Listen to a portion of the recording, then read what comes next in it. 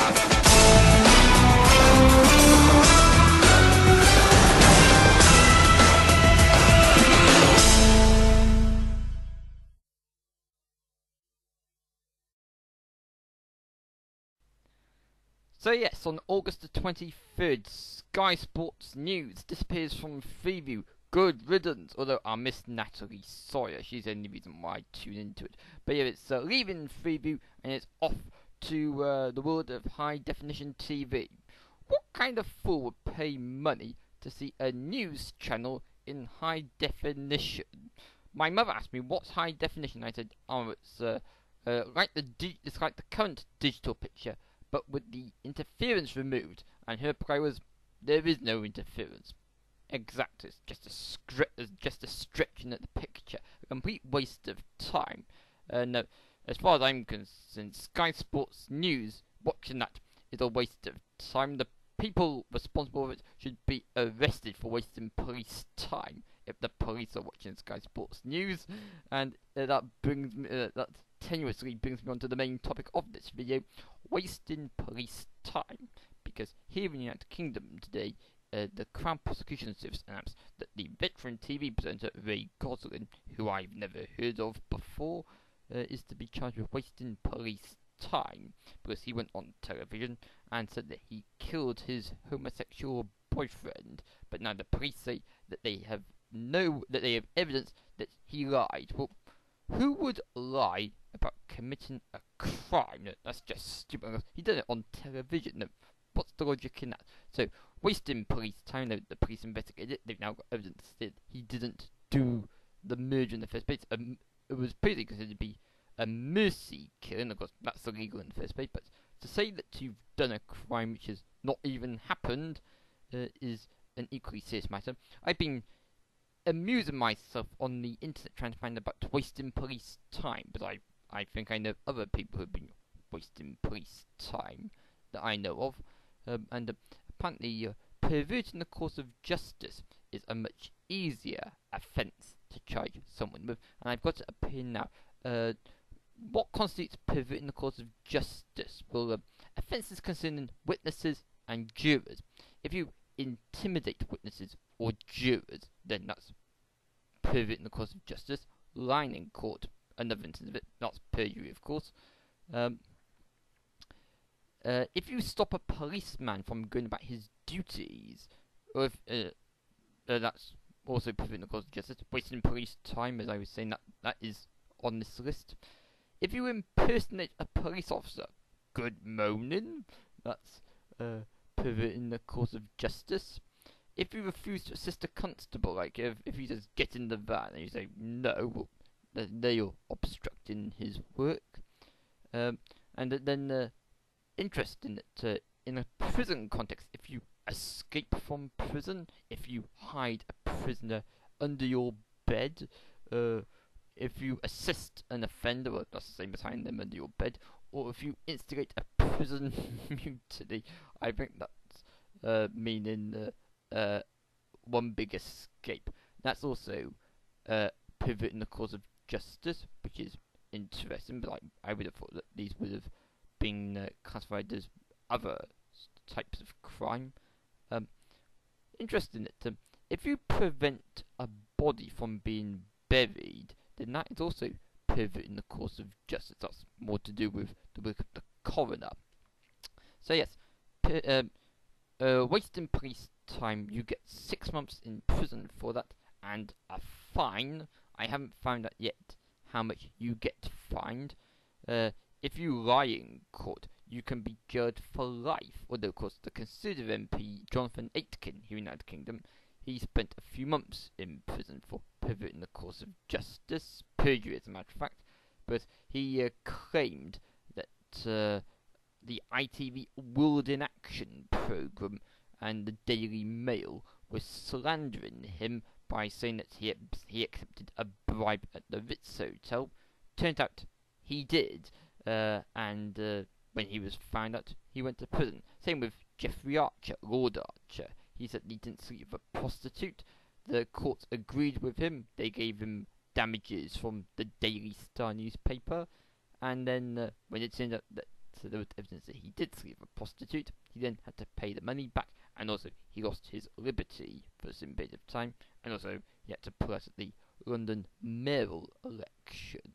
I think Jeffrey Archer would have made a good mayor of London. Shame that he's disgraced himself. I've got a number of his books, but I haven't got around to reading any of them yet. I remember they'd done a dramatisation on TV of Not a Penny More, Not a Penny Less some years ago.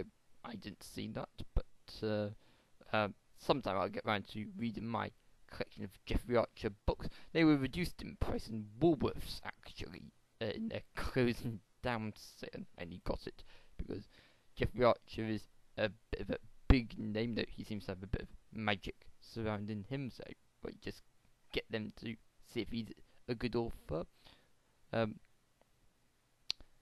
So yes, of course, if the police are watching this video, then this video might constitute a waste of police time, because let's be serious about this. Obstructing the police in their duties is completely careless, and if you're doing the mess with the police, if you point a gun at the police, it's obvious who's going to win. If you tell lies to the police, it's obviously going to get found out, so don't mess with the police. They have a load of resources at their fingertips, and they are rather intelligent beings. I've blogged previously on YouTube that the Cardiff police, here where I come from, are much more intelligent compared to the Pembroke Dock police back home in West Wales, where I come from. Of course, that's mainly, I suppose, that's mainly because here you've got hundreds of police. Now, this is the capital of Wales, whereas back home it's just a rural police station which closes down in the evenings. And if you want to report crime, you either have to go to Haverfordwest, which is also slightly closed down late at night, or you have to go into the next day to report the crime. That's interesting. My house is on fire. I'll report it tomorrow. That sort of thing.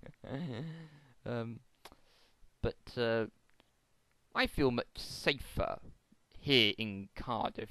I would say that I have good relations with the police. I think that's a bit controversial to say. Like, you can't really say the police are my friends, because at the end of the day, the police are nobody's friends. No one is immune from arrest, nobody is immune from prosecution, but essentially you should never try and use the police to benefit yourself in some kind of malicious game. Like this Ray Gosling man who went on TV and said, "Oh, I killed my ex-boyfriend," that sort of thing. Like, was he trying to gain something by getting the police to investigate him? I heard him on the radio when he said that he's sorry that he wasted police time. Of course, he should have thought that before he wasted police time. Like, you don't go on TV deliberately and say, "I'm a killer," because you know in advance that you will be arrested. Now, if he had killed the person, he should have kept it a secret, but instead he boasted about what turned out to be a false declaration of crime. Of course, that caused anxiety for the relatives of his supposed victim, who turns out it was not his victim in the first place. So he has to face the consequences of not only wasting the police time, but also the ramifications of the distress that he caused to the family of the person who he alleged to have killed. Of course, the person who he said that he killed was his homosexual lover. So clearly some kind of psychological instability, I would assume, regarding this. He might feel guilty about the death of his lover, so he's trying to get himself punished when there is no need for him to justifiably be punished, but instead he's now dug a hole for himself in his attempts to make himself feel better, and now he will be facing justice as a result. I remember when Jeffrey Archer was jailed, the newsreader at the time said, the tales we weave when we aim to deceive, and I thought, oh, that's a very clever rhyme, but indeed, deception has consequences, and you shouldn't engage in it. I like to tell the truth myself. If the police were to speak to me, I'd tell them the whole truth. I think that, as you might know, feel like I have Asperger's syndrome, I like to follow rules and regulations. I think that of the people that I've come across in the course of my life, I am the only person I know who doesn't tell lies. Because you might not think that yourself. You might think about yourself, that you might think, oh, I'm the only trustworthy person. This guy on the computer, he can't be trusted, does he? Because, like, I like to think that I am the voice of truth, and also the voice of wisdom, as a result of my ability to tell the truth. I do know that if you give a police statement that says at the top, it says that I acknowledge that anything I say which I know to be wrong, I can be prosecuted for. And of course, such people should bear that in mind when they engage in the criminal justice system. No, you can't hide anything from the authorities, but they will find you out sooner rather than later. And of course, this is true not just for the British police, but for the police all the way around the world. I have found on Wikipedia that this pivot in the cause of justice and wasting police time business is also punishable in New Zealand. I imagine it's also punishable in America and other democracies as well. But the key message here is, why waste police time? No, it's just a waste of your time at the end of the day. Okay, that's all I want to say in this video blog. Do join for more over the next few days, weeks and months. Until next time, it's bye for now. Bye bye.